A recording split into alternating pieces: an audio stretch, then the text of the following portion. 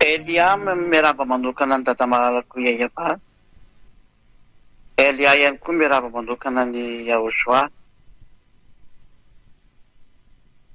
Raha amin'ny fotoan'iletsika izay iarahantsika amin'ny zoan'ny Yosoa. Amin'izao ora amin'ny 7 ora alina izao. Somary efa mihoatra kely moa lera fa tsy manino ihany koa izany. Mbola misy fandaminana kely izay natao. Raha tafaraka indray izao ny amin'ny teny.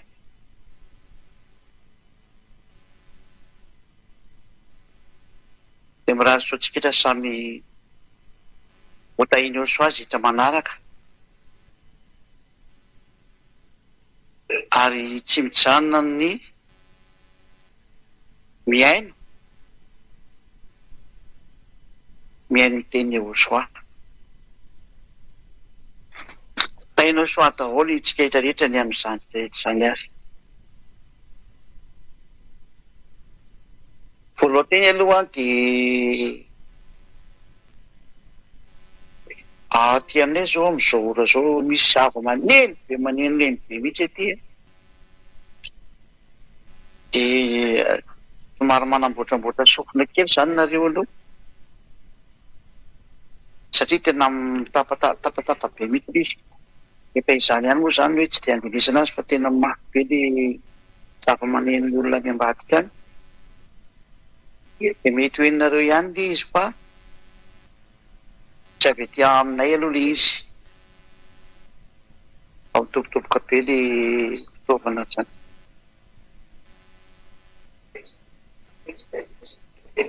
Ny teny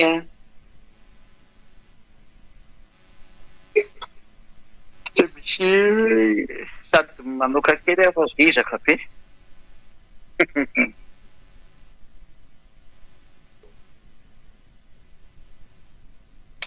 Ny teny fampiresahana aminareo indray androany ampianarin'ny Elianareo a. Dia ny teny hoe tena avy any amin'ny lanitra marina ve izany Elia izany.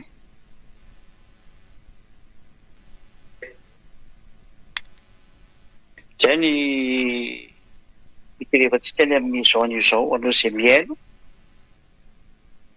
Satria izao aty ampitan-dranomasina dia izany indray izany no entiny tevoly izany. Manakana ny lalan'ny olona. Ary tena vitan'izareo mihitsy moa izany miteny amin'izao hoe vendrina be hono izany izay olona mino izany hoe izany Elia izany dia avy any amin'ny lanitra ka hoe ambasadôran'i Yahozoa. Hoe ny olona rehetra izay mino an'izany dia vendrina. Fa ny olona rehefa eto ambony tany tsy izay avy any amin'ny lanitra izany fa olona daholo io. Ary ny entin'izareo anaporofona an'izay indray moa dia miteny akaiky hoe ahoana ry izy manambady. Fa raha olona avy any amin'ny lanitra izany tokony tsy manambady. Izay indrindra no resantsika izany androany. Somary mihafiafy ihany koa izany sofina ilay mitokotoko fa tsy haiko na ino anareo any izany na tsy haino fa tena mitatatata be mihitsy ilay izy amin'izao aty aminay ity.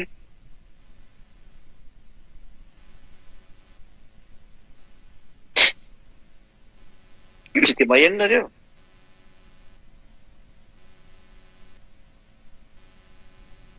Mahafinaritra izany rehefa tsy maheno nareo fa raha izay aloha dia tena tabataba be. Ndao ary hoentsika amin'izay ary ny teny voalohany indrindra. Inona ny fanamporofonina avy any amin'ny lanitra izany Elia izany. Ho resantsika ao anatin'ny testamenta taloha aloha. Ary ho tsindrintsika ato amin'ny tenin'ilay mpaminany Israelianina farany dia Yahozoa.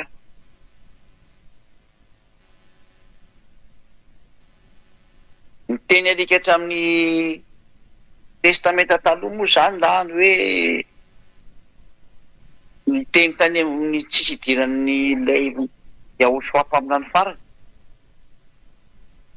Fa ny teny amin'ny testamenta taloha no jerevantsika, ilay fanekena taloha zany dikan'izay. Dia mazava be mihitsy ny fahalalanao dia hoe Andriamanitra tsy mihaino ny mpanota. Araka ny boky Nisea 1:5 andininy 1 sy ny 2. Manomboka zany ny teny milaza mihitsy ny fanaporofona fa zany Elia zany ambasadorany Yahosoa dia tsy avy ety aminareo mihitsiny. Fa raha avy ety aminareo izy dia tsy nafaka anareo tamin'ny fahotana. Ny porofo nefa mifafaka amin'ny fahotana ny olona izay miaraka amin'ny Elia dia ianareo izay dazy fa miseho manerana an'izao tontolo izao. Ianareo mihitsy ny vavolombelon'ny fahamarinana. Fa tena misy ny fanafana amin'ny fahotana, misy ny afaka amin'ny fahotana ary tena tsy manota intsony. Izay sary izay efa hitan'izao tontolo izao dia porofo mitohaka amin'ny tendan'izao tontolo izao, na tiany na tsy tiany, na ekeny na tsy ekeny, na marina aminy na tsy marina aminy.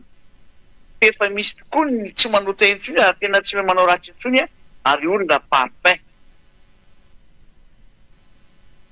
Ary izay sary izay mihitsy no midika fa efa tonga ilay avy any amin'ny lanitra ny lanitra noho ny amin'izao fanaporofona manaraka ho rekonareo izao. Ka ny bazin'ny fanaporofona zany dia tokana ihany dia ianareo izay daha tsy manao ratsy intsony, ianareo izay daha tsy mety manota intsony, ianareo izay daha lasa parfait tanteraka, perfect hoy ny anglisy. Zany rehetra zany ny fanaporofona ny sovitan'ny Yahosoa, ilay zanaky ny avo indrindra teo mihazo fijaliana dia entiny Elia ankehitriny amin'ity planeta teranareo ity hoentina naporofona. Efa tonga mihitsy ny avy any amin'ny lanitra ny lanitra dia omena antsika amin'izay mitoko sy indininy. Izay atoko fa 5:50 andininy 1 sy ny 2. Isaia 59:22. Indro ny tanàny avatsy fa efa mavonjy, ary ny sofiny tsy lali-dalovana fa mahare.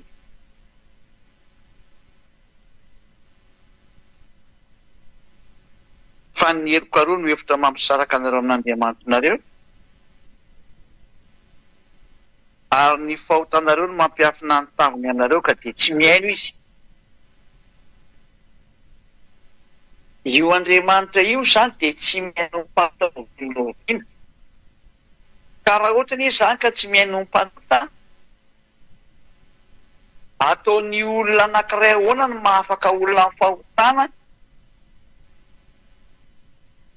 raha mpanota izy.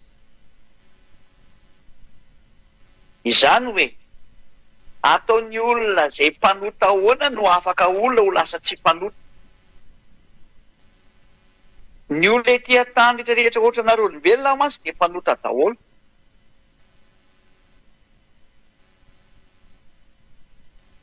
Ary amin'ny mampanota anareo tsy possible mihitsy no lasa tsy mpanota izay miaraka aminareo. Fa matoa zany lasa tsy manota intsony izay miaraka amin'ny Elia. Zany Elia zany dikan'izay fa tsy avy ety aminareo.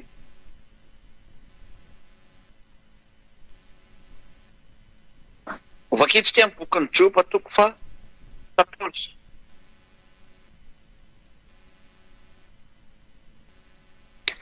Joba 14.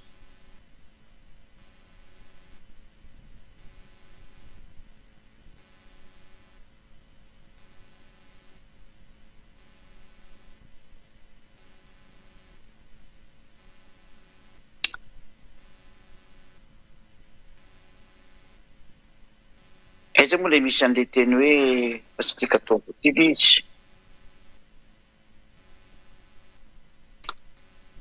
Firy moa lasa hoe tadidiko tany.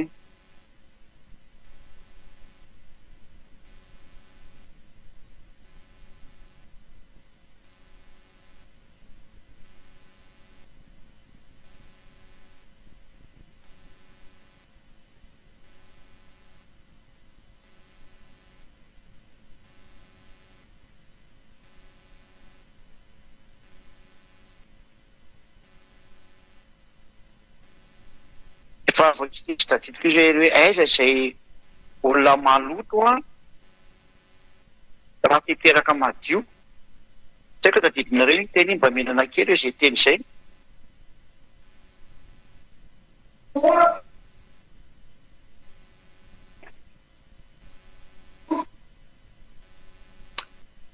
Raha torony mamampo mamy mametoko tsy ambiny be. Mba firy izy ohatrany any amin'ny andininy fafiry amin'ny jobao.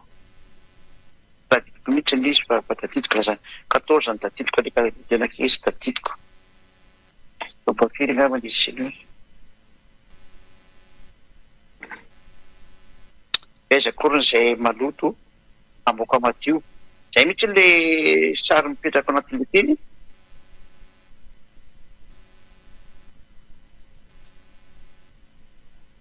Tsy aloha karona kely izy ary aloha. Tsy 14 ka. Io indray resaka vehivavy miteraka ny dikany io dia kely izy.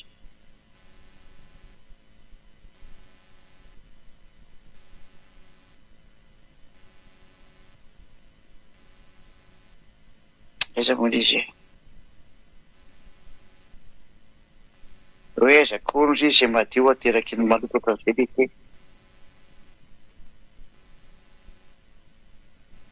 Tena tsy tadidiko mihitsy ny izy mba alefa kely aty eo ianareo izay mahay an'le teny.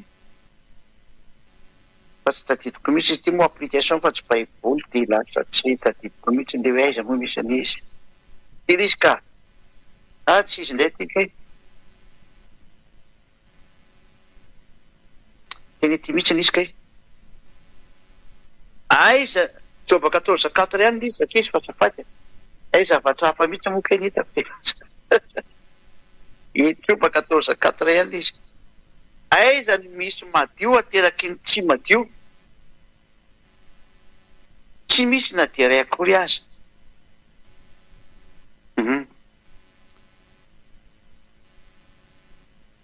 Ny teny eto izany dia mametraka tsara mihitsy hoe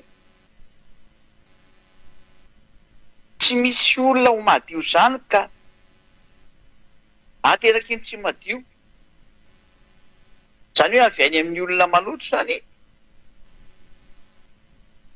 tsy misy zavatra ho madio ivoaka mihitsy eo. Raha maloto izany Elia dia maloto automatika izay naterany. Dia olona miaraka amin'ny Elia izany dikan'izay.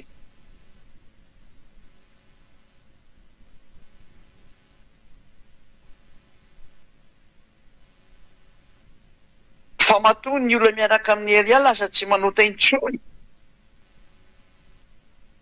Matoa ny olona miaraka amin'ny Elia natapatapaka be izany. Matoa ny olona miaraka amin'ny Elia tsy manota intsony.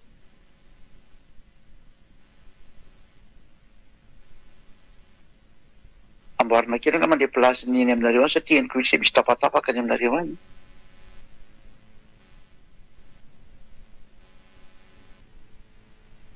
Matoa ny olona miaraka amin'ny Elia tsy manota intsony a. Dia izany Elia izany mihitsy nefa madio ny dikan'izay.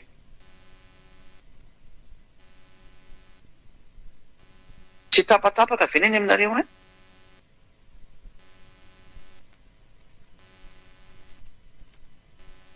Ay.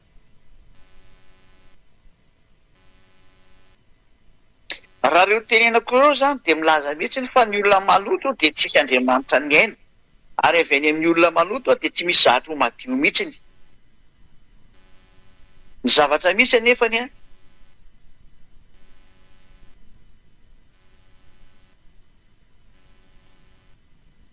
Izay nge maheno hoe tapatapaka eny aminareo any.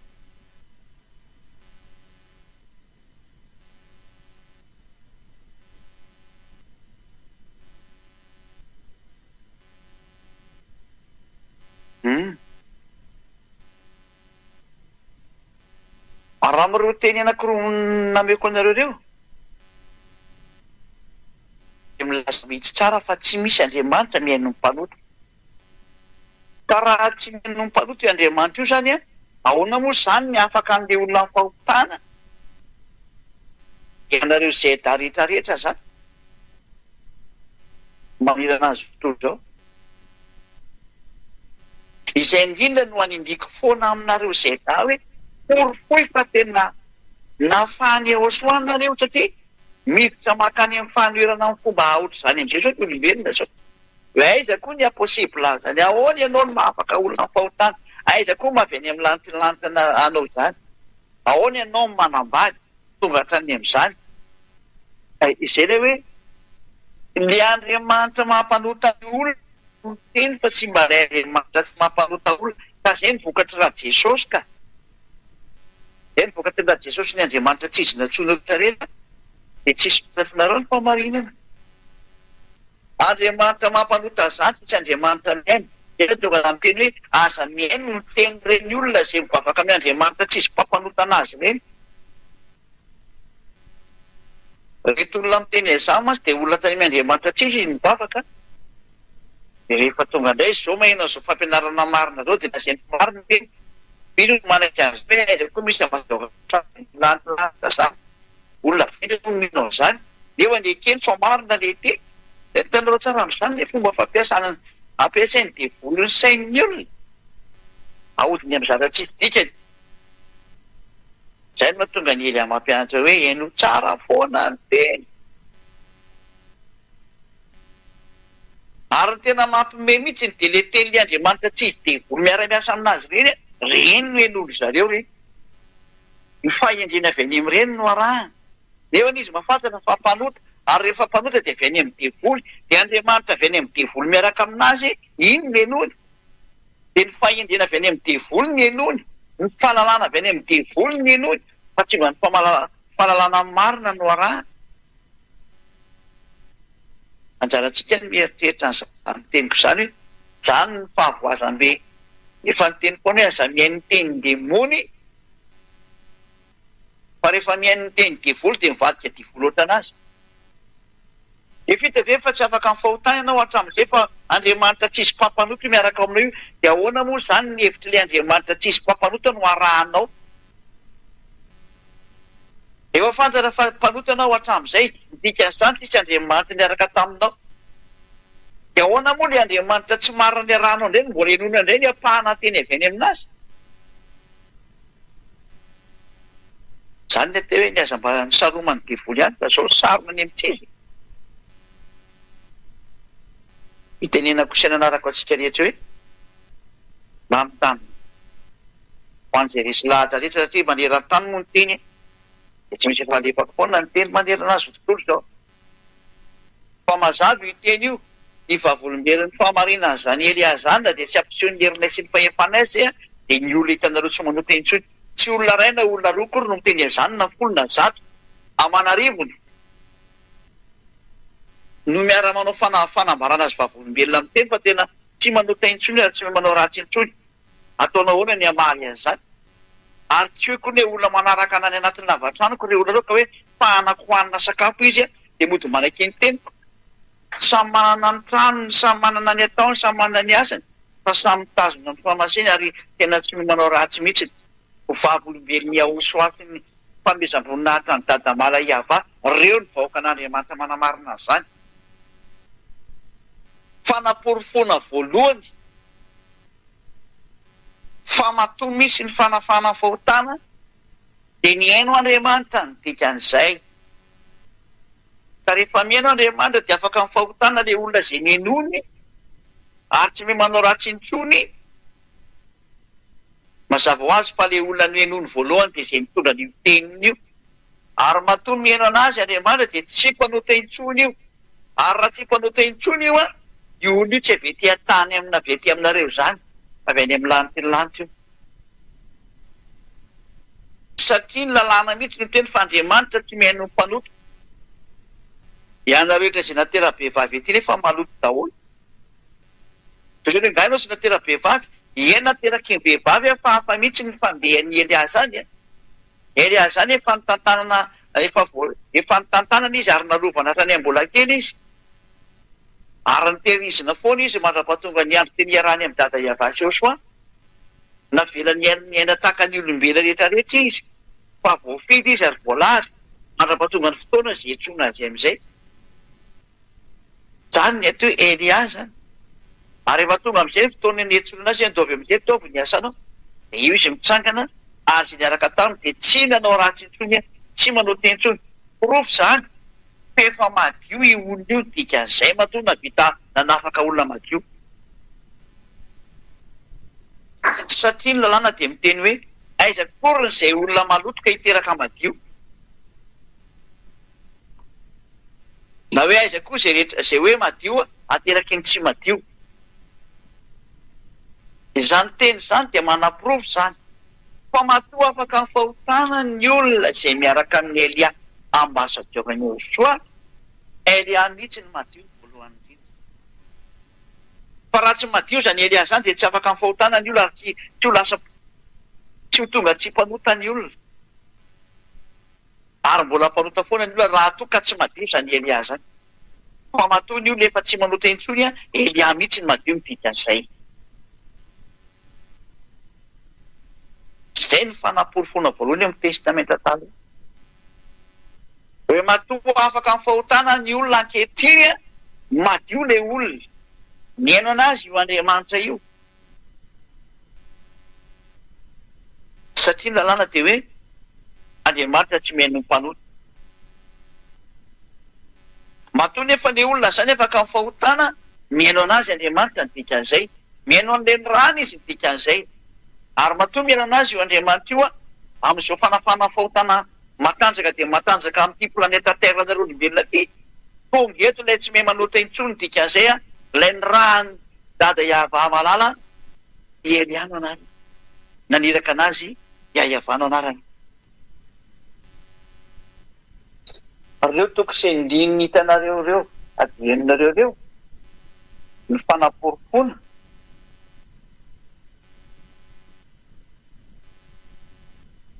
Fa tena mandeha ny fanafana amin'ny fahotana. Mandeha zany lasa tsy manao teny intsony izany.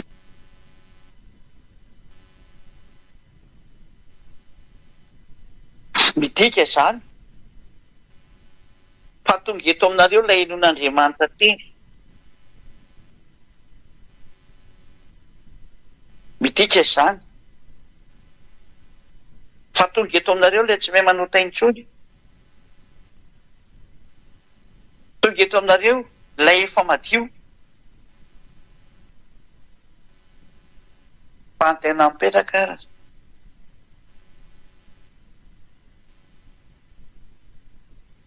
Possible ve ty aminareo ety ambony tany ve dia olona izay? Satria ireo mpitondra fivavahana manerana azy tontolo izao ireo, na iza na avy na tao amin'ny fivavahana inona ny misy azy, na fivavahana inona ny misy azy. Izay karazan'Andriamanitra rehetra natsoiny olona dia mitovy daholo ny patron, patron mpampanota daholo. Dia volo Satana zany ny dikan'izay ny resako io. Tsy nisy olombelona afaka fahotana zany teto naray aza. Fa izao ny fanafahana ny fahotana vao misy amin'ny alalan'ny Elia. Fa raha ohatra n'izany ka tena nareo olombelona ireo ny hoe mba nisy an'izany atao hoe tsy mpanota zany, dia efa eny nareo nafaka olona tamin'ny fahotana. Fa matoa ny olona tsisy afaka nareo amin'ny fahotana, mpanota nareo, avy ety an-tany nareo.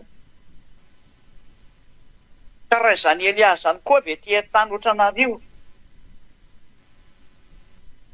dia tsy nafaka amin'ny fahotana tahaka an'ireo olona mpitondra fivavahana na viaiza ohatra ny zareo. Fa matoa Elia navita nafaka olona amin'ny fahotana, alasa tsy mpanota intsony izay miaraka aminy, alasa tanteraka. Dia tsy avy ety an-tany zany Elia zany, fa avy any amin'ny lanitra ny lanitra izy, matoa mihaino azy ny dadany, ary matoa izay miaraka aminy dia tsy manota intsony ary tena afaka amin'ny fahotana. Fa naporofoana zany fa tsy avy ety aminareo izy. Ray izay teny izay. Niporofontsika eo amin'ny testamenta taloha ilay izy. Fa naporofona faharoa indray. Ho porofontsika amin'ny tenin'ilay mpaminany farany. Yahosoa no anarany. Ahoana indray ny tenin'ilay mpaminany farany Israelianina? Satria mpaminany Israelianina no nareo teny. Io moa ilay fampianarana mandeha foana amin'izao tsika miteny izao. Araka ny Deutéronomia 18:15 hoe mpaminany Israelianina no nareo, ary Yahosoa dia mpaminany Israelianina. Deutéronomia 18:15. Ahoana ny fipetraka an'izany teny izany? Hoe io teny mpaminany. Ary ilay mpaminany farany izay atao Yahosoa ilay mpaminany farany Israelianina, izay no dao rehefa tsy anay ny teny. Dia izao ny tenin'io Yahosoa io hoe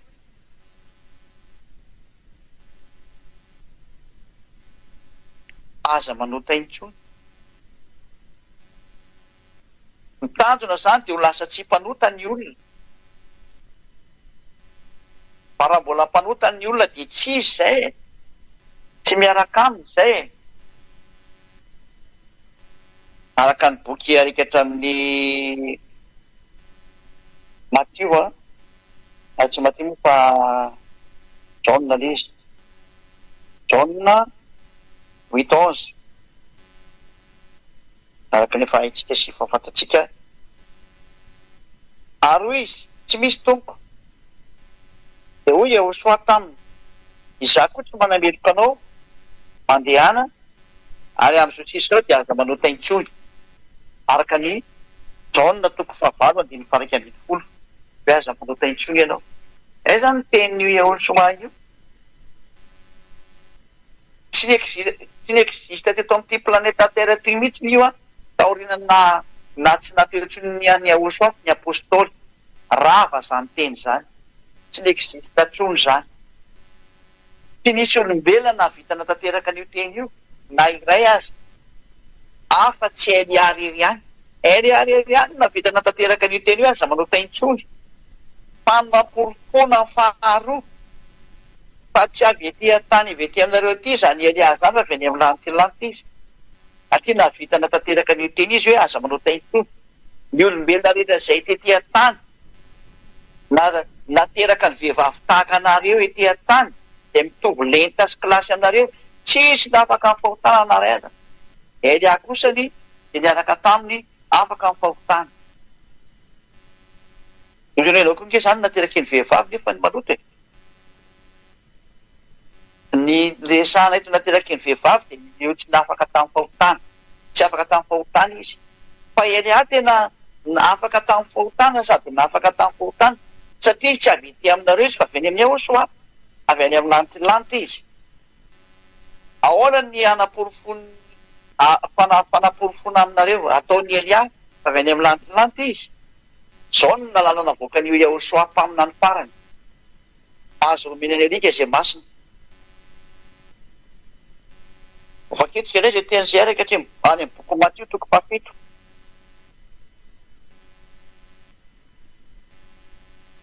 Matthieu 7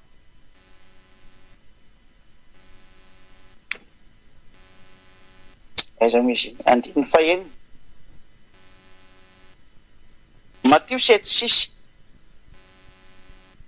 Aza omena ny alika ny zavatra masina.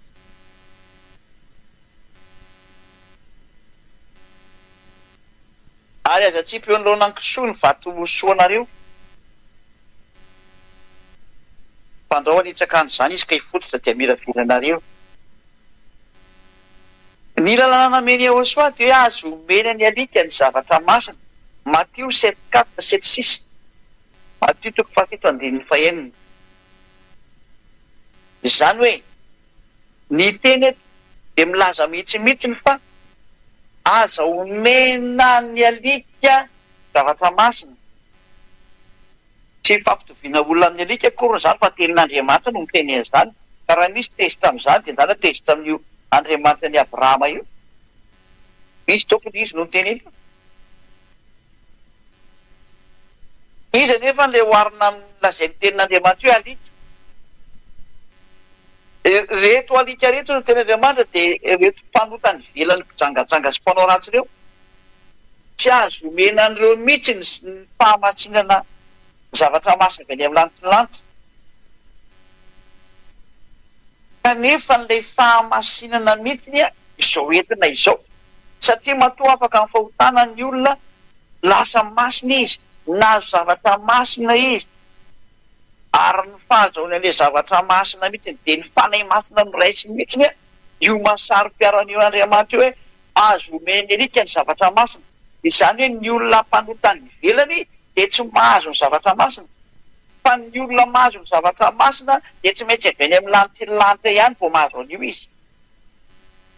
Naovaka itsika izay teny izay hoe matoa zany Elia navitana afaka olona tamin'ny fahotana ary lasa tsy nanota intsony io raha lasa masina ilay olona nandray ny zava-masina avy any amin'ny lanitra ny lanitra. Dia Elia mihitsy ny avy any amin'ny lanitra ny lanitra ny dikan'izany matoa ny zavatra avy any amin'ny lanitra ny lanitra manaraka anazy. Dia ny fanay masina manala olona fahotana.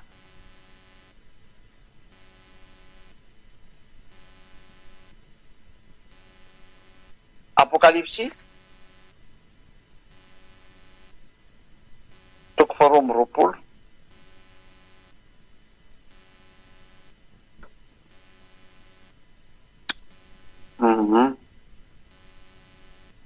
2:20.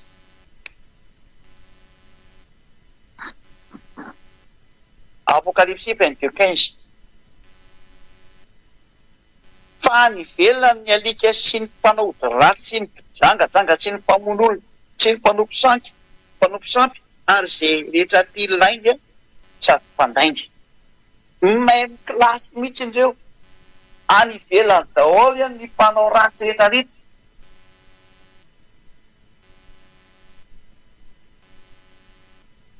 Any ivelan'ny fanjakan'Andriamanitra. Araka ny teny alika hatra'ny Apokalipsy 21-27 hoe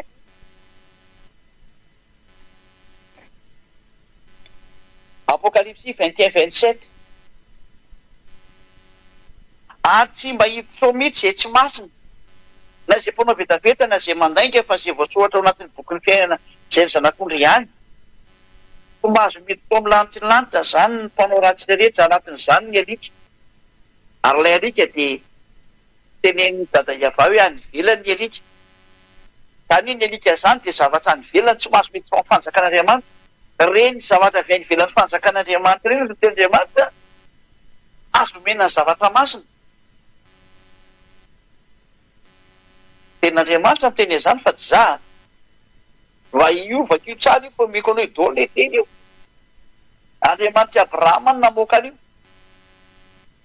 Ka ny olona mpanota zany ty resahana ity zany hoe any ivelany ireo. Ny zavatra masina nefa tsy azo omena andreo any ivelany ireo. Aiza zany misy any ambasadeur-ny Israely matoa navita zao zavatra zao izy. Mazava zany ny ambasadeur-ny Rosoa izay nahatonga olona lasa masina sy mpanota intsony fa tsy mba olona any ivelany izy. Any ivelan'ny fanjakan'Andriamanitra fa ao amin'ny lanitra izy. Avy any izy ny dikan'izao. Matoa navita olona tsy manota intsony izy lasa parfait ny olona miaraka aminy tanteraka tsy avy etỳ antany izy satria ny etỳ antany mpanota dehoro izy ten'Andriamanitra ny alika. Dehoro reny. Zany hoe tsy eo amin'ny lanitra reny. Ny tsy avy any amin'ny lanitra reny dia dehoro tsy mahazo mitondra zava-masina. Matoa Elia navita nahatonga olona lasa masina tsy manao ratsy intsony Elia avy eo amin'ny lanitra ny dikan'izay fa tsy mba dehoro zany izy fa tena à l'intérieur izy. Dans le ciel des cieux. He is from the heaven of heaven. Hozy ny anglais. Il est venu du ciel des cieux, hozy ny frantsay. Izy dia avy any amin'ny lanitra.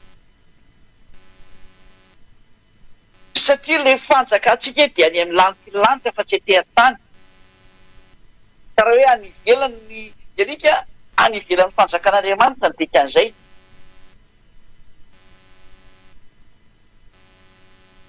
Ny fanjakako nefa noho izay Josoa dia tsy etỳ amin'izao tontolo izao fa ny fanjakantsika dia any amin'ny lanitra. Efa afaka itsika izay teny izay hoe ny fanjakantsika dia any amin'ny lanitra. Azo kakakely an'izay indray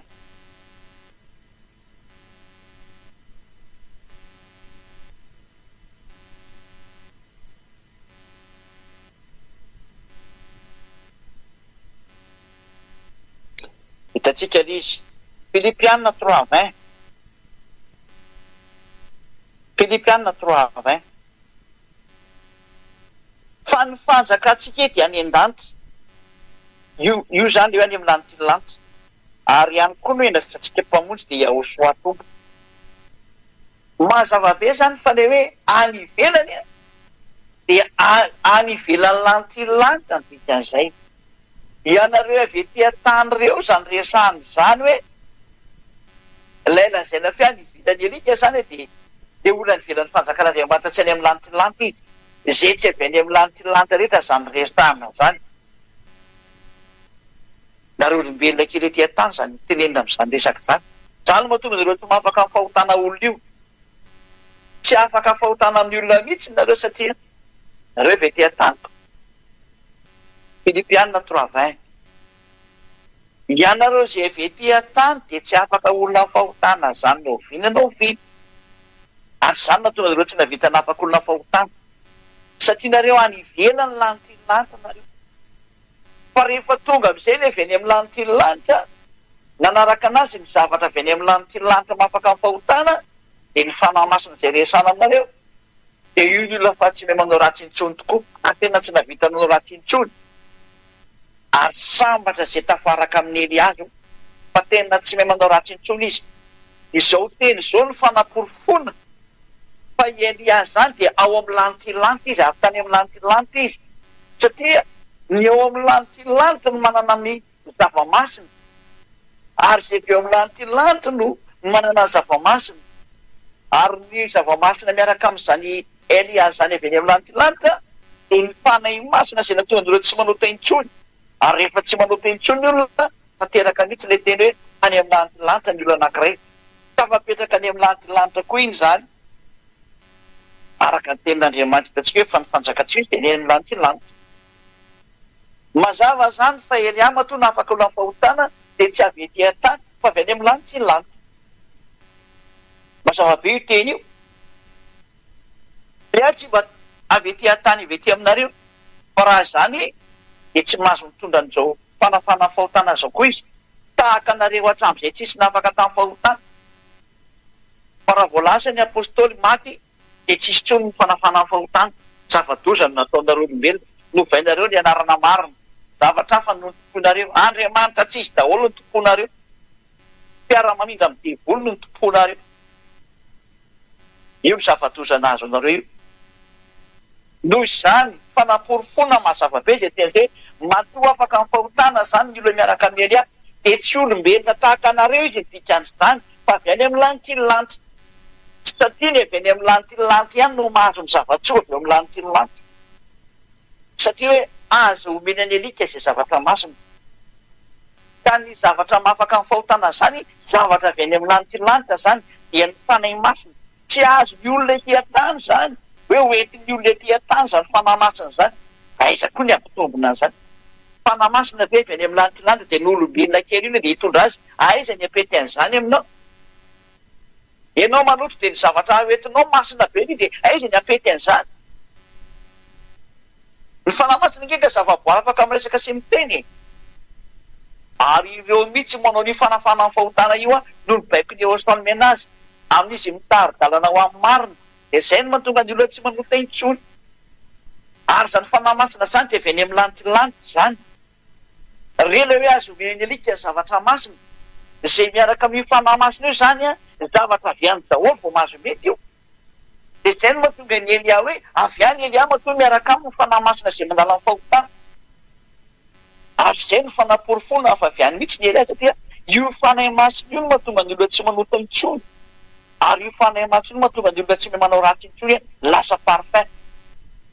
Ary zany ny fanaporofona mipoaka amin'ny tendan'ny olona. Fa tsy azonao lavina intsony zany. Devoly sisa ny mandahany zany ko izay mahadevoly ny devoly. Fa tsy izay izy dia tsy atao hoe devoly. Izy tsy maintsy mamaly foana izy. Fa saingy tsy azo ny toerana kosiny io ny olona afaka amin'ny fahotana. Efa lasa tsy namana intsony efa tonga ny ilany amin'ny lanitra lanitra. Izany no midika. Fa tonga dia avy any amin'ny lanitra lanitra. Io izy io hitanareo io ny sariny. Za izay miteny io. Elia io. fatelo zany zay fa ny tena mipetraka farany am'izay efa mazava aloha zany iny ny fahafahana amin'ny fahotana no profo fa tsy abe tia-tany Elia fa avy any amin'ny lanitry izy fa tsy maintsy nalefa olombelona izy mba hamonjy anareo tahaka nataony Yehosoa satria tsy maintsy hiara-monina aminareo olombelona izy tahaka ny Yehosoa koa izay zoko malalany dia tsy maintsy natao olombelona izy nateraka ny vehivavy koa izy tahaka ny Yehosoa fa ny tena mipetraka manino izy ny manambady valy teny omeko anao Yehosoa tsy manambady satria izy tsy tia hanambady fa tsy misy lalana mihitsy miteny fa tsy mahazo manambady Yehosoa raha tonga taty fa izy mihitsy tsy tia hanambady satria tsy tiany zany ary tsy mety aminazy idirany Elia zany fa nazy voninahitra ho azy mandrakizay fa ny lalàna ny Yehosoa mihitsy dia tsisy miteny mihitsy aza manambady zany ny lehilahy zao ny lalàna ny dada Iava noho izany ny lehilahy dia andao ny rainy sy ny reniny kaikamana ny vadiny ary lasa nofo izy roroa tsy misy Yehosoa nandravan'izany teny zany mihitsy eo raha vato ty teny tarihan'ny fanamboarana anareo ty fa raha zany dia efa tsisy manambady tsony ny olona ino nge mbola manambady tsy nandrava ny didiny dada Iava mihitsy zany Yehosoa zany tamin'ny famoronana anareo fa navela hiteraka ny olona ary mbola mitoy zany mandrakandroany mbola tsy namoaka didy mihitsy ny Yehosoa aza miteraka tsony nareo olombelona fa aoka tsy hivaty tsony lasy mivady tsisy nanao an'izany mihitsy noho zany ho an'ireo izay milaza fa manino ny Elia manambady ianao ke zany manohitra lalàn'Andriamanitra fototra mihitsy zay nge nateraka olombelona koa Elia nge natao olombelona tahaka ny Yehosoa izay le tonga nateny hoe izy ny tsy tia hanambady ny amin'ny momba anazy manokana dia tsy idirany Elia mihitsy zany fa raha ohatra ny Yehosoa zany ka mba tia hanambady tety avy natao tsara mety zany fa zany efa milaza fa izy tsy nanambady izy ary marina zany inona ny antony izy ny tsy tia hanambady satria tsy te hianambady fotsiny zao izy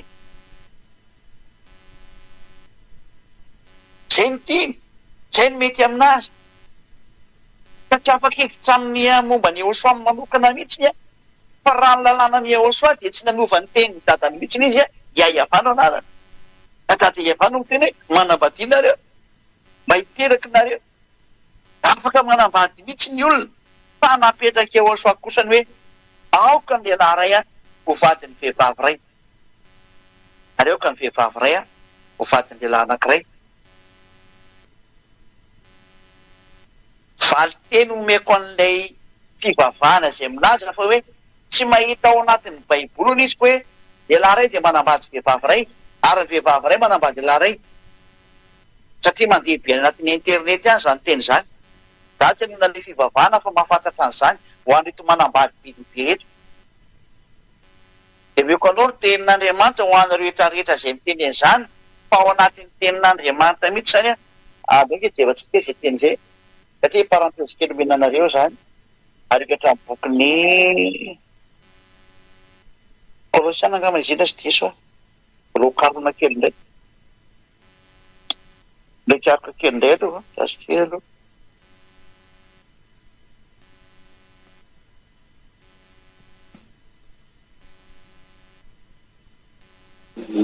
zasy aloha tena tsy efako misy tsy tany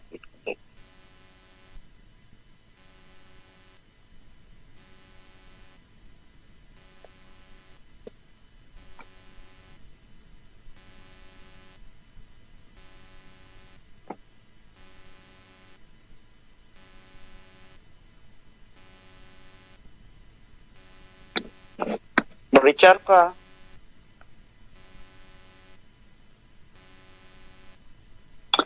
Koritianina voalohany moa fa tsy Koritianina voalohany 7:2 Koritianina voalohany 7:2 dia amin'ny teny frantsay toutefois pour éviter l'impudicité zany hoe mba hialana amin'ny fijangajangana zany que chacun ait sa femme que chacun ait sa femme Cela veut dire que un homme, un mari, doit seulement avoir une femme. Zany hoe lehilahy ray manambady vehivavy ray. Et que chaque femme ait son mari. Donc une femme doit se marier avec un seul mari, un seul homme. Voilà la loi du mariage.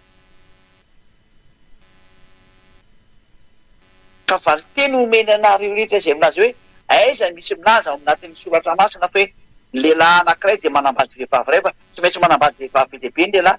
Non. Lehilahy ray manambady vehivavy ray. Io izy io. Korinthianina voalohany 7:1-5. Io zany avakeo. Lalàna ny Yahoshua, le dernier prophète.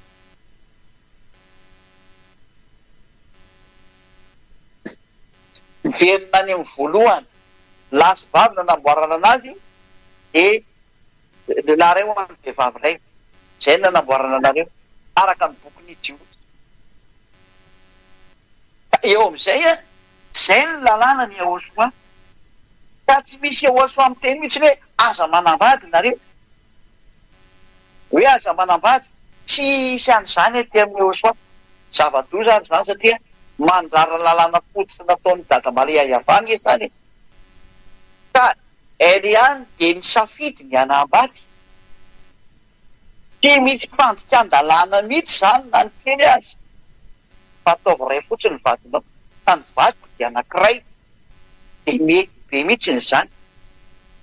Tena tsisy olana mihitsy zany. Nanaraka lalàna tsara mihitsy zany. Lalàna ny famorona ny olombelona izay lasa ny vadik'olombelona tety. Fa zany na dia avy eny amin'ny lanitry zany. Za koa nataony dadako iava ho lasa olombelona dia manaraka lalàna amin'ny tany amin'ny maha-olana tsisy olana mihitsy zany. Dia teny ianao hoe ka ahoana ary ny voalaza teny Andriamanitra hoe tsisy manambady ny avy any amin'ny lanitra fa tahaka ny anjely. Fa le anjely ange tsy nivadika olona. Tsy nisy anjely navadika olona zany tety aminareo tety. Fa ny anjely dia zava-boary mandehandeha izy dia miveriny amin'izay naniraka anazy foana iny izy. Miveriny amin'ny toerana izay nametrahana azy izy. Zay ny atao hoe anjely. Fa tsy nivadika olona ohatra ny Elia zareo. Fa Elia nivadika olona. Natao olona mihitsy ny Elia. Dia zany mahatonga ny afaka manambady Elia satria izay ny tiany Elia. Ary izay koa nandaminana ny lalany dia bety izy manambady. Misy olana mihitsy zany. Ary ny dadako ilay naniraka ny fanahy masina niaraka tamiko nakaty. Ilay nanendry anahy izy mihitsy miteny hoe dalanao manambady. Dia inona ny olana amin'izany? Nanaraka lalàna mihitsy ny zay. Ary ny fanarana lalàna tsy midika hoe fahadisolana fahotana. Autorisé zany avy any amin'ny lanitra ny lanitra. Dada Maria iava mihitsy nametraka an'izany lalàna zany.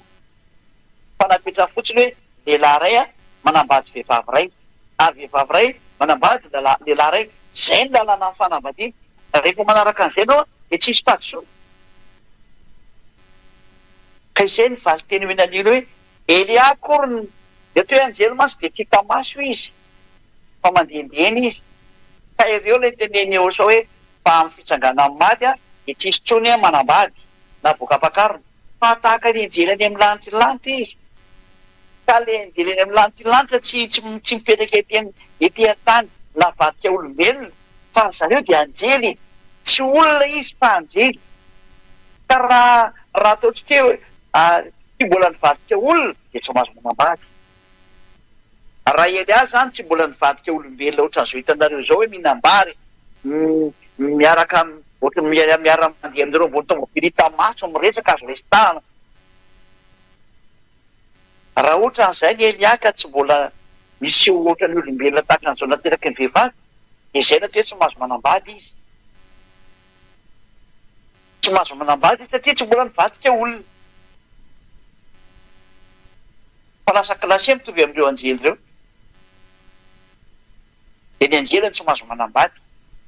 Satria tsy mbola nivadika olona. Tsy mbola niova olona zany izy. Fa raha vao iny foa izy niova olona dia manaraka ny lalàna ny olona izy dikan'izay. Ka edy ahy efa lasa natao olona dia manaraka ny lalàna ny olona izy dia afaka manambady izy araka ny safidiny.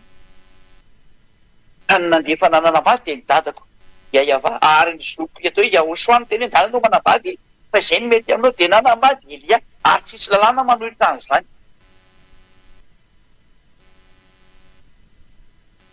Hoe afaka itsika hoe fataka ny injily eny amin'ny lanitra izy aloha.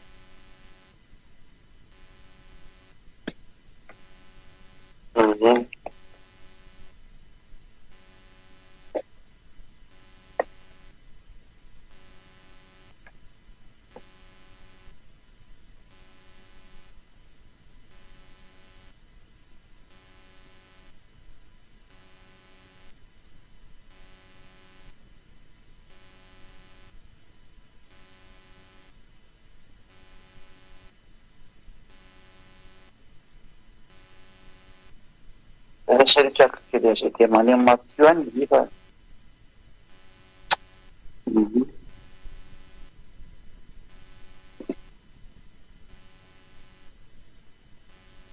Matthieu 22:30.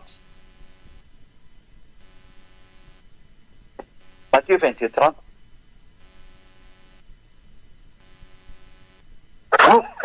Divona kely ary olona.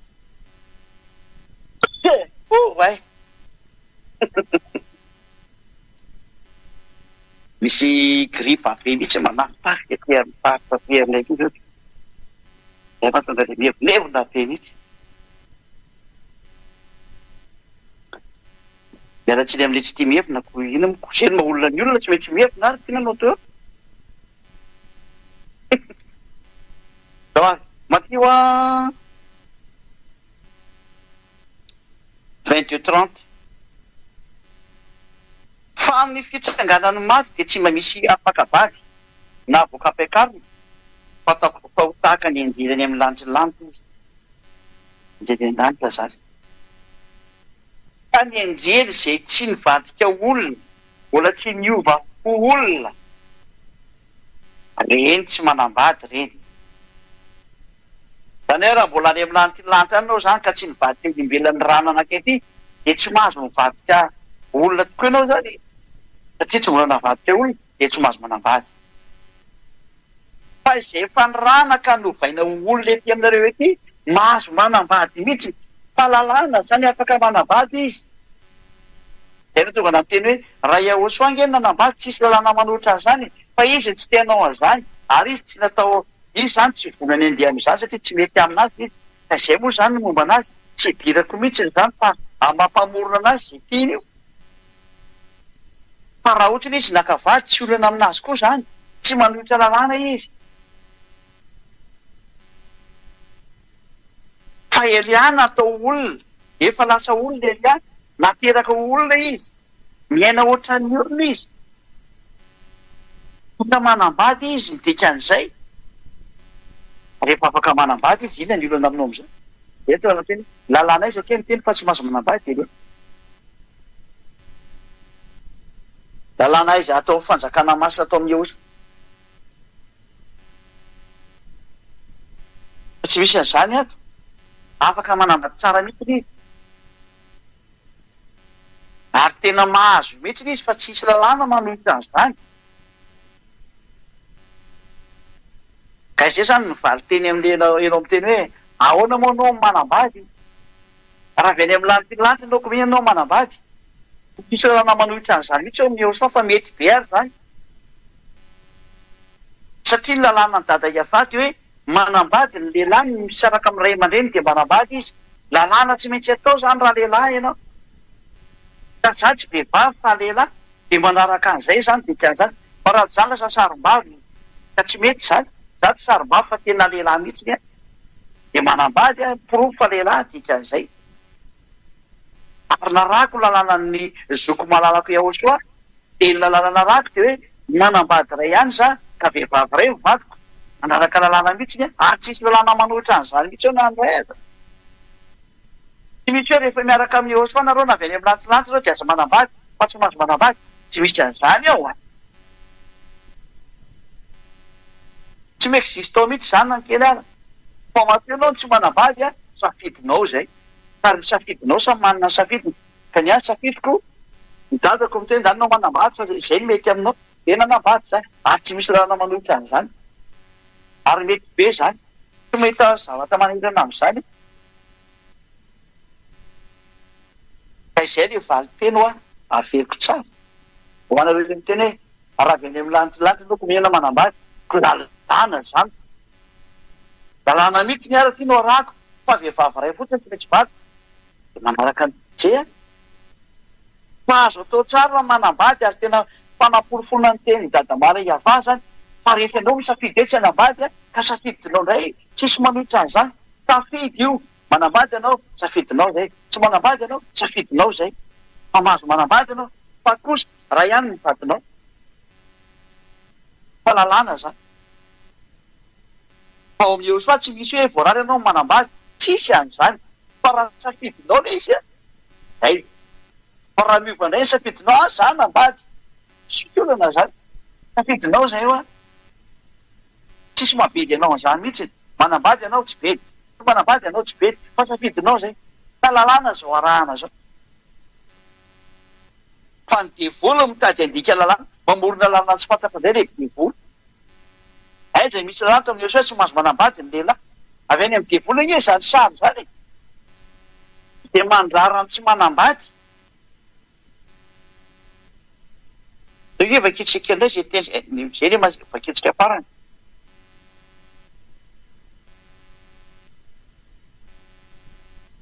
traka kely am'izay aloha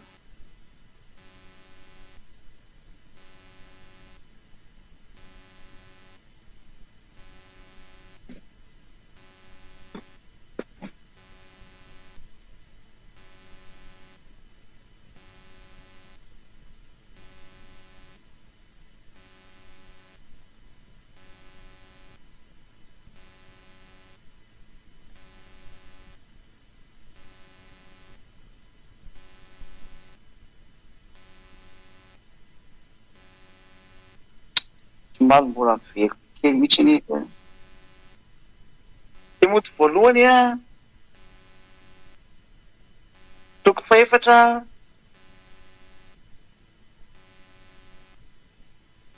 lasy aloha hoe aloha vetsikely o le ana teo misy ny tenina mafisokety a timoty voalohany toko fatelo a andiny faharoa ambiny folo timoty voalohany a 3:12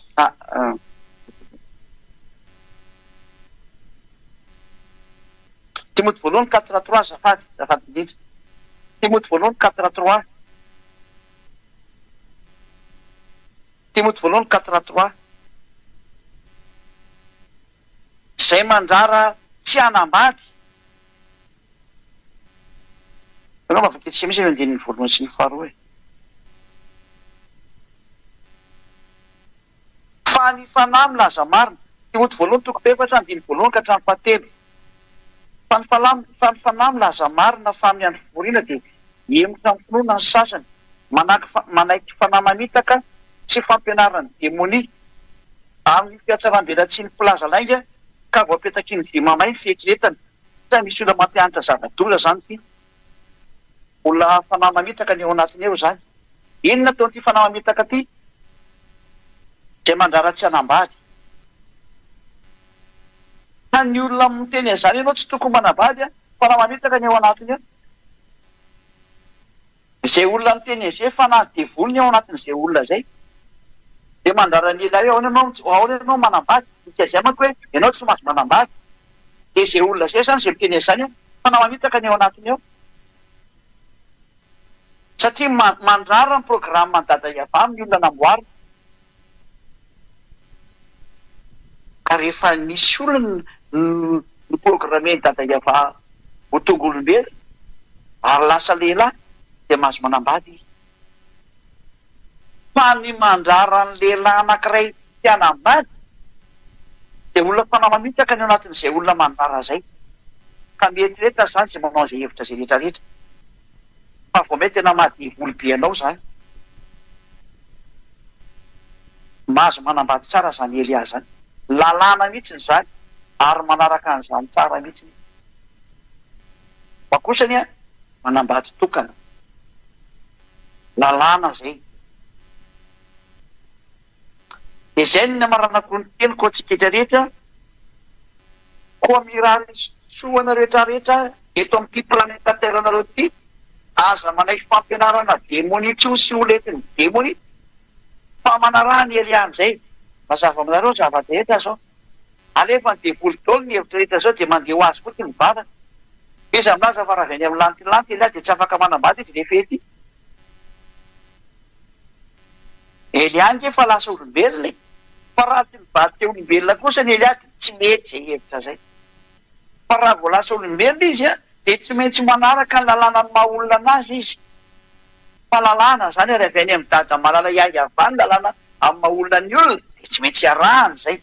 Ny tsy fanarahana an'izay kosa dia mety. Fa raha ianao indray no misafidy hoe za tsy hanambady indray safidinao iny fa tsisy mandrara safidinao am'izay. Safidy ohatra Jehosoa, safidy ny tsy hanambady, tsisy mandrarana azy amin'izany mihitsy. Fa raha nanambady ary izy dia tsisy mandrarana azy tsy anao zay koa satria lalàna ny dada iavany manambady. Fa saingizy moa efa lasa nandeha Jehosoa ny tiako tenenina. Manjara ny Elia amin'izay zao mandeha.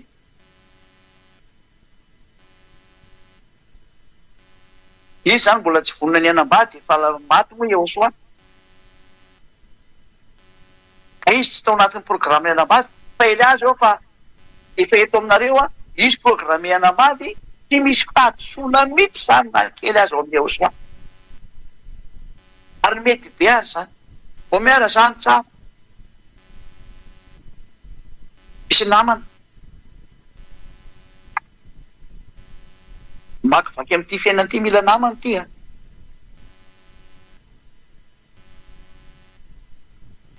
ka tsy olana mihitsy zany, tsy mandika lalàna mihitsy zany na ny kely azy. Zay nga manonteny tamin'ny fampianarana ataontsika larana fahenina zany fampianarana androany.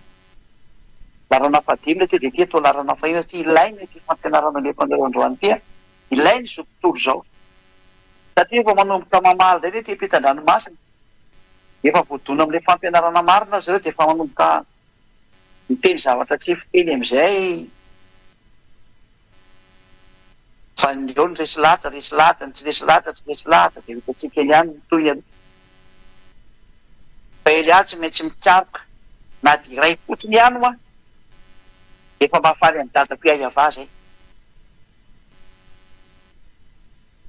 Dia miraso antsika samy tena soa tonga hafa daholo raha pitso mamonjy ny fivoriam-bavaka.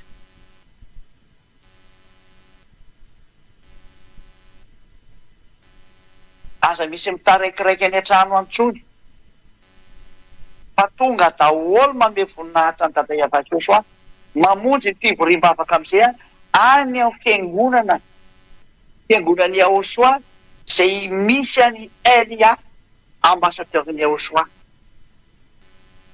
Da diavy zay Elia zay ambassadeur-ny Jehosoa. Dia miraso antsika samy tena soa ary hivavakitsika. Sotra betsaka dada malay avao. Sotra betsaka ny amin'izany teninao zany. Ny amin'izany fampianarana nomenao zany. Fampahafantarana zao tontolo zao ny fahamarinana avy any aminao dia ny fototra avy any aminao dada malay avao Jehosoa malalako. Ny tany izay rehetra nampianariko izay nambarako ny ianao ary maneho ny voninahitra ny amin'ny teny, maneho ny hasoavanao ny amin'ny teny. Ary izay rehetra nampianariko dia hamonjenao olona, hamonjenao fanan'olona hoentina ho any aminao dada malay avao ho valiny raha ny Jehosoa. Sotra betsaka Jehosoa malala fa avy any aminao daholo zao zahatra rehetra soeniko. Sotra betsaka. Ka io ny olona mba ho tonga soa any aminao ho any amin'ny lanitra. Ary vonjeo zay rehetra mitady fanafana sy famonjena dada malay avao ho anao amin'ny voninahitra mandrakizay. Amin'ny anaranao Jehosoa anao zany vavaka rehetrarehetra zany. Halleluja. Amen. Dia miraso antsika rehetra samy tainao soa ho amin'ny fahafiarahantsika ho amin'ny raha-pitro indray tainao soa daholo. Mandra-peo anandray azy.